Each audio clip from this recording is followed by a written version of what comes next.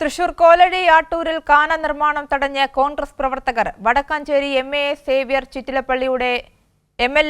ചിറ്റിലപ്പള്ളിയുടെ ആസ്തി വികസന ഫണ്ട് ഉപയോഗിച്ച് നിർമ്മിച്ച ബസ് കാത്തിരിപ്പ് കേന്ദ്രത്തിന് മുന്നിലെ കാന നിർമ്മാണമാണ് കോൺഗ്രസ് പ്രവർത്തകർ തടഞ്ഞത്. PS സാരംഗ തൃശൂരിൽ നിന്ന് വിവരങ്ങളുമായി ചേരുന്നുണ്ട്. സാരംഗ, എന്താണ് കൂട്ടിച്ചേർക്കാൻ കഴിയുന്നത്?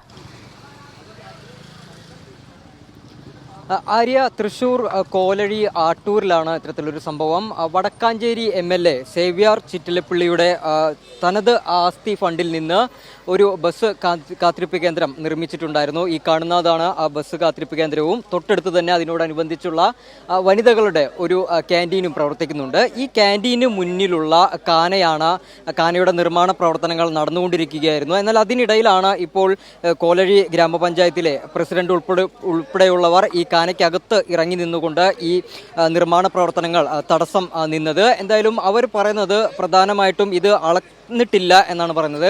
എന്നാൽ പ്രദേശത്തെ CPM പ്രവർത്തകർ പറയുന്നുണ്ട്, കൃത്യമായി ചട്ടങ്ങൾ പാലിച്ചുകൊണ്ട് PWയുടെ നേതൃത്വത്തിൽ അളന്നുകൊണ്ടായിരുന്നു ഈ നിർമ്മാണ പ്രവർത്തനങ്ങൾ നടക്കുന്നത്. നമുക്കറിയാം, ഈ ദൃശ്യങ്ങളിൽ കാണുന്ന പോലെ തന്നെ ഈ കാന ഇപ്പോൾ ഒരു വലിയ അപകടാവസ്ഥയിലാണ് നിൽക്കുന്നത്. കാരണം ഇരുമ്പ് കമ്പി ഉൾപ്പെടെ അതിൻ്റെ നിർമ്മാണ പ്രവർത്തനങ്ങൾക്ക് വേണ്ടി ഇവിടെ സ്ഥാപിച്ചിട്ടുണ്ട്.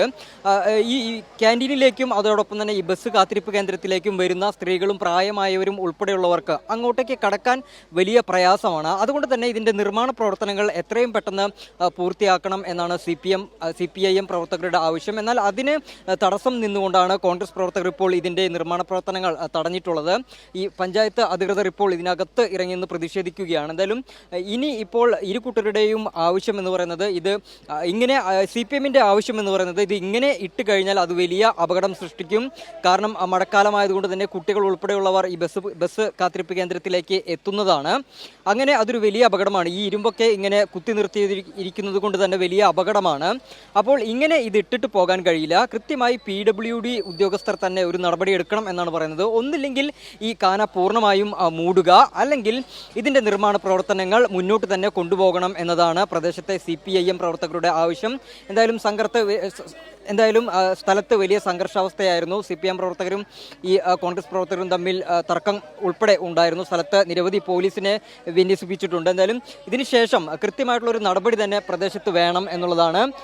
ഇപ്പോൾ ചർച്ചകൾ സജീവമായി കൊണ്ടിരിക്കുകയാണ്. CPIM പ്രവർത്തകരും അതോടൊപ്പം തന്നെ കോൺഗ്രസ് പ്രവർത്തകരും PWD ഉദ്യോഗസ്ഥരും തമ്മിൽ ചർച്ചകൾ നടക്കുന്നുണ്ട്. ഈ നിർമ്മാണം യാതൊരു വിധത്തിലും മുന്നോട്ട് കൊണ്ടുപോകാൻ അനുവദിക്കാതിരിക്കുകയാണ് ഈ കോൺഗ്രസ് പ്രവർത്തകർ. കോലഴി ഗ്രാമപഞ്ചായത്താണ് കോൺഗ്രസ് ഭരിക്കുന്നത്.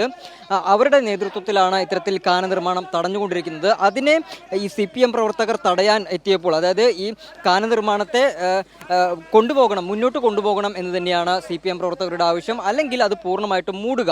അത് വലിയ അപകടമാണ്. മഴക്കാലമായതുകൊണ്ട് തന്നെ ഈ ചെളിവെള്ളം ഇറങ്ങാനുള്ള സാധ്യതയുണ്ട്.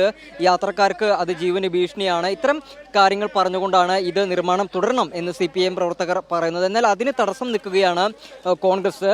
എന്തായാലും സ്ഥലത്തിപ്പോൾ PWD ഉദ്യോഗസ്ഥരും മറ്റ് ഉന്നത പോലീസ് ഉദ്യോഗസ്ഥരും ഉൾപ്പെടെ എത്തിക്കൊണ്ട് ഈ ചർച്ചകൾ നടന്നുകൊണ്ടിരിക്കുകയാണ്. എന്തായാലും ഇത് മൂടണം എന്ന് തന്നെയാണ് ഈ കോൺഗ്രസ് പറയുന്നത്, അല്ലെങ്കിൽ ഇതിന്റെ നിർമ്മാണം നിർത്തിവെക്കണമെന്നാണ് പറയുന്നത്.